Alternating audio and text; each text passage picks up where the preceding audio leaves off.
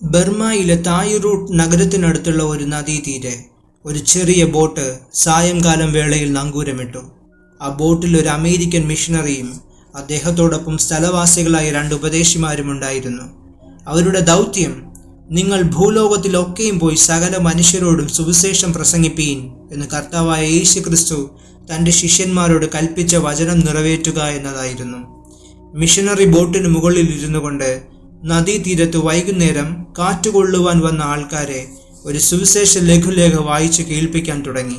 പെട്ടെന്ന് ഒരു വലിയ കൂട്ടം ആൾക്കാർ അവിടേക്ക് വന്നു ചേർന്നു. ആൾക്കാർ ബോട്ടിൽ കയറി.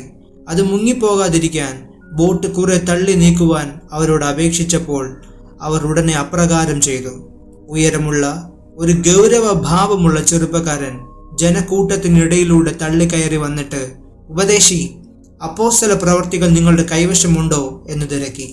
കിൻസെഡ് എന്നു പേരായ മിഷണറി ഉടനെ ഒരു കോപ്പി എടുത്ത് ആ ചെറുപ്പക്കാരന് നൽകി. വീണ്ടും ആ ചെറുപ്പക്കാരൻ, വിശുദ്ധ യോഹന്നാൻ ശ്ലീഹായുടെ സുവിശേഷ പ്രതി താങ്കളുടെ കയ്യിലുണ്ടോ എന്ന് അടുത്ത ചോദ്യം ചോദിച്ചു. കിൻസെഡ് ആശ്ചര്യപൂർവ്വം ആ ചെറുപ്പക്കാരനെ ഒന്ന് നോക്കി. താൻ റംഗൂൺ നഗരത്തിൽ നിന്നും 300 മൈൽ ദൂരെയുള്ള വിഗ്രഹാരാധന കൊണ്ട് നിറഞ്ഞ ആഥൻസ് പോലുള്ള ഒരു നഗരത്തിലാണിപ്പോൾ. ഇവിടെ ഇതാ ഒരു ചെറുപ്പക്കാരൻ അപ്പോസ്തല പ്രവർത്തികളുടെയും യോഹന്നാന്റെ സുവിശേഷത്തിന്റെയും കോപ്പികൾ ചോദിക്കുന്നു. നിങ്ങൾക്ക് എങ്ങനെയാണ് ഈ സുവിശേഷത്തെക്കുറിച്ച് അറിയാൻ സാധിച്ചതെന്ന് മിഷണറി ആ ചെറുപ്പക്കാരനോട് ചോദിച്ചു. ചെറുപ്പക്കാരൻ മറുപടി പറഞ്ഞു, ദീർഘനാളുകൾക്ക് മുൻപ് വിദേശ മിഷണറിയായ ജഡ്സൺ ബ്രോം നഗരത്തിൽ വെച്ച് എൻ്റെ മുത്തച്ഛന് ആ പുസ്തകങ്ങൾ നൽകുകയുണ്ടായി. എൻ്റെ മുത്തച്ഛൻ അന്ധനായിരുന്നതിനാൽ ആ പുസ്തകങ്ങൾ അദ്ദേഹത്തെ വായിച്ച് കേൾപ്പിക്കുകയാണ് ചെയ്തത്. എപ്പോഴും എൻ്റെ മുത്തച്ഛൻ ആ പുസ്തകങ്ങളെക്കുറിച്ച് പറയുമായിരുന്നു. കുറെ നാളുകൾക്ക് മുൻപ് ഞങ്ങളുടെ പട്ടണത്തിൽ ഒരു വലിയ അഗ്നിബാധയുണ്ടായി. അതിൽ എൻ്റെ മുത്തച്ഛൻ്റെ ആ പുസ്തകങ്ങൾ കത്തിച്ചാമ്പലായി. ഇങ്ങനെ പറഞ്ഞുകൊണ്ട് ആ ചെറുപ്പക്കാരൻ വിലയേറിയ ഈ പുസ്തകങ്ങൾ തൻ്റെ ഷാളിൽ പൊതിഞ്ഞ് പെട്ടെന്ന് ജനക്കൂട്ടത്തിൽ നിന്നും മറഞ്ഞു. സൂര്യൻ അസ്തമിച്ചു. കാറ്റിന് ശക്തി കൂടി.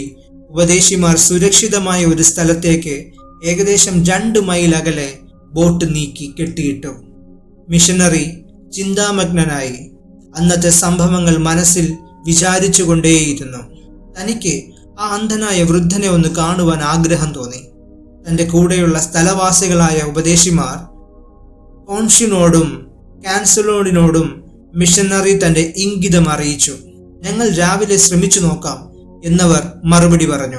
ആ ചെറുമകൻ വീണ്ടും ബോട്ടിലേക്ക് വന്നിട്ട് തൻ്റെ മുത്തച്ഛൻ അത്യാഹ്ലാദത്തോടെ ആ പുസ്തകങ്ങൾ കൈപ്പറ്റിയെന്നും അത് തന്ന ഉപദേശിമാരെ ഒന്ന് സന്ധിക്കാൻ വളരെ ആഗ്രഹിക്കുന്നുവെന്നും പറഞ്ഞു. താൻ ആദ്യം ബോട്ട് കടന്ന സ്ഥലത്ത് ചെന്ന് നോക്കിയപ്പോൾ ബോട്ട് കാണാതെ വന്നതുകൊണ്ട് അന്വേഷിച്ച് തിരക്കി ഇവിടെ എത്തിയതാണെന്നും പറഞ്ഞു. കിൻസെഡ് അവരെ അനുഗമിച്ചു. ഇന്ത്യൻ നഗരത്തിലെ തെരുവുകളിലൂടെ അവരുടെ ഭവനത്തിൽ എത്തിച്ചേരും വരെ സന്തോഷത്തോടെ നടന്നു. അവിടെ ആ വീടിന്റെ വരാന്തയിൽ വിളക്കിന്റെ മങ്ങിയ വെളിച്ചത്തിൽ അന്ധനായ വൃദ്ധൻ തൻ്റെ ഭവന അംഗങ്ങളോടൊപ്പം അയൽവാസികളോടും കൂടെ പ്രതീക്ഷാ നിർഭരനായി കാത്തിരിക്കുകയായിരുന്നു. ഇരുട്ട് അദ്ദേഹത്തിനൊരു പ്രശ്നമല്ലായിരുന്നു. ഭൂമിയിലെ ഏതൊരു വെളിച്ചത്തിനും അദ്ദേഹത്തിന്റെ കാഴ്ചയില്ലാത്ത കണ്ണുകൾക്ക് സന്തോഷം പകരുവാൻ സാധിക്കുകയില്ലായിരുന്നു.